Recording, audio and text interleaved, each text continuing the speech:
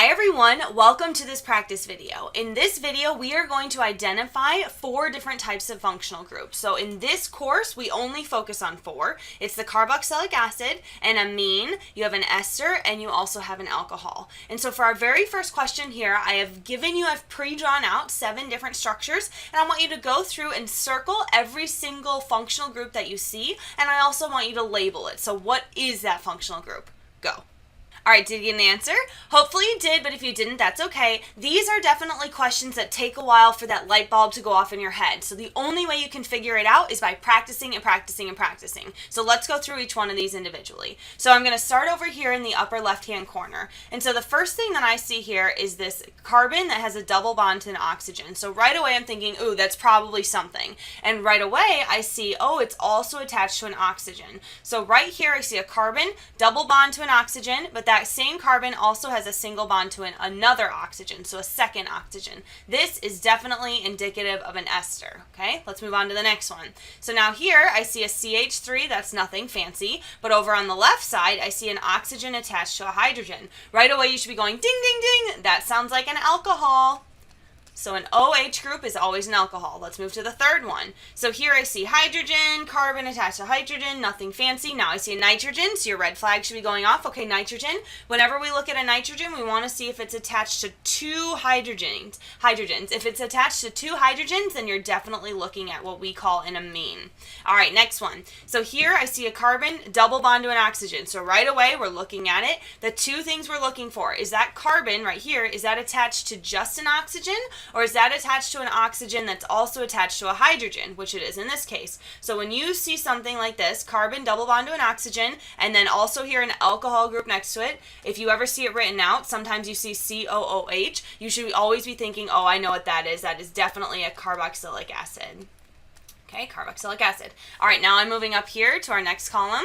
So right away, we see a carbon double bond to an oxygen. It's attached to a nitrogen. We haven't identified what that is, so over here, I'm not really paying attention to it. Go to this carbon as well. It's attached to a double bond to an oxygen, but I don't see it attached to another oxygen, so we're going to ignore that as well. So now I come over here, and my red flags are starting to go off, and I see my carbon doubly bonded to an oxygen, and then I see that this carbon is also attached to another oxygen. So right away, I'm like, okay, that's something. So you circle this and look, is there that OH component like we saw over here, which was indicative of a carboxylic acid, or is it just to attach to a plain old regular oxygen, which it is in this case. So for this example, we're definitely looking at an ester. All right, now we're going directly below it, so down here to this one. So again, we see a carbon double bond to an oxygen, but this carbon is directly attached to a nitrogen, so that's nothing fancy. We haven't named either of these groups. The only thing that I see is an OH group sitting here right by itself. So this is something I would refer to as an alcohol. All right, last one. Let's go over here to our benzene ring that is attached to an NH2. So right away, you should see NH2 and think, oh, that is definitely an amine. All right, so now we've identified functional groups. There's only 4 that we're really practicing here in this course. There's obviously a lot more. We could name a lot of other things drawn here, but we're not going to do that. But now what I want you to do is look at one molecule and try to pick out 4 different functional groups. Go. All right, did you get an answer? Hopefully you did, but if you didn't, that's okay. I personally find this to be the most difficult. When I'm looking at a hand-drawn structure and I'm trying to identify functional groups, I think it is the most challenging to actually look through here and pull out the functional groups. And to be even more difficult, I actually drew it a little sloppily because I wanted it to be as hard as possible. So if you can do this problem right here, you're going to be absolutely golden on the exam. So the way I personally approach this is I start on the left side and I just move through the molecule from left to right. So here we go. On the left side, I see my hydrogen, and it's directly attached to an oxygen. So right away, I'm thinking this could be an alcohol, or it could be a carboxylic acid. If it was a carboxylic acid, this carbon right here would have to be doubly bonded to an oxygen, which it is not. And so that means we found our first functional group. It's called an alcohol, and that's group 1. All right, so now we're going to move again, like I said, from left to right across the molecule. So we see carbon attached to 2 hydrogens, nothing fancy. Carbon attached to 2 hydrogens, nothing fancy. Still moving over here. Carbon attached to 2 hydrogens, nothing fancy. We get to our benzene ring. Now, what I personally like to do is move clockwise around my benzene ring. It just makes the most sense to me. So we're going to start over here. We see that it's attached to 1 carbon that has 2 hydrogens, but now we see a nitrogen. So right away, you're thinking, oh my gosh, did we find a functional group? If that nitrogen is attached to 2 hydrogens, which it is, you've definitely identified an amine. So we found our second functional group. All right, coming back to that benzene ring, moving clockwise around, going around, we see a carbon. We see a carbon that has doubly bonded to an oxygen. So right away, you're like, okay, I could be looking at a carboxylic acid or an ester. So you just have to figure out what is that carbon attached to. And in this case, it's attached to an oxygen that is directly attached to a hydrogen. So this component right here is definitely a carboxylic acid. Okay, so we found a carboxylic acid, we found our third functional group. All right, back to that benzene ring. Moving around, we're done with it. There's nothing else on the benzene ring, so now we're going to move away from it and move down the molecule here. Carbon attached to two hydrogens, nothing. Carbon attached to two hydrogens, nothing. Carbon, two hydrogens, nothing. Carbon doubly bonded to an oxygen. Stop right here. We might have found something. So now we see carbon attached to an oxygen right here. What is this carbon attached to? It's attached to an oxygen.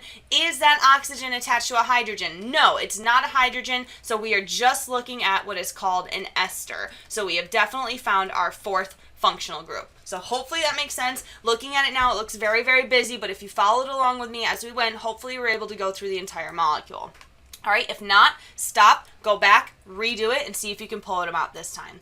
All right, so now we're moving on to something a little bit fancier, and this time we're going to ask you, is this cis or trans? So we're looking at a bunch of different bonds here, specifically double bonds or alkenes. Would you call them cis or trans? Go. All right, were you able to find an answer for all 5 of these structures? Hopefully you were, but if you weren't, don't panic. It's okay, we'll work through them together. So we're going to start over here on this left side, and we're going to look at this carbon-carbon double bonds. So all of these examples are all alkenes, so it's a carbon-carbon double bond, which means you're going to be looking at the 4 substituents, so the 4 things that are attached to these carbon-carbon double bonds. So in this case, we have a hydrogen, a CH3, a CH3, and a hydrogen. So if we're trying to identify cis or trans, we're basically saying find the things that are the exact same. So in this case, we could either look at our hydrogens or we could look at our CH3s. And so for this example, our hydrogens are on the same side of the double bond, so cis, and our CH3s are on the same side of the double bond. So no matter how you could describe this double bond, you would always use the word cis. Okay, so let's look at another example. So in this bottom one, so we're just going directly below it here. In this one, we have our 4 things. We have 2 fluorines, and we also have a CH3 and an H, but we're trying to find the things that are similar. And so in this case, we have 2 fluorines. Now they are on the opposite side of the double bond. So one is up and one is down. They're not both up or both down. They're on the opposite side. So we use the word trans to describe that. All right, let's move down here again, further down. So on this side, we're starting from left to right. I don't see anything, don't see anything. Now I can identify my double bond right here. We're trying to find things that are similar. So for what's attached to it, we see CH3, CH2, but we also see 2 chlorines. So I'm going to focus on that. And so what I see, just like with the previous example, my chlorines are on opposite sides of my structure. So this again is something I would use the word trans to describe. All right, let's move over here to the right side now, but our second column. So again, we're looking for our double bond, which we've identified as right here, 1 carbon and 1 carbon. But what I see is both of my groups, one is here and one is here, are on the upper part. So they're both written at the top component. So in order to describe this bond, I would definitely use the word cis. Now, hopefully you were able to identify both of these as carboxylic acids. Hopefully. Did you get it? Hopefully? Maybe? I was right.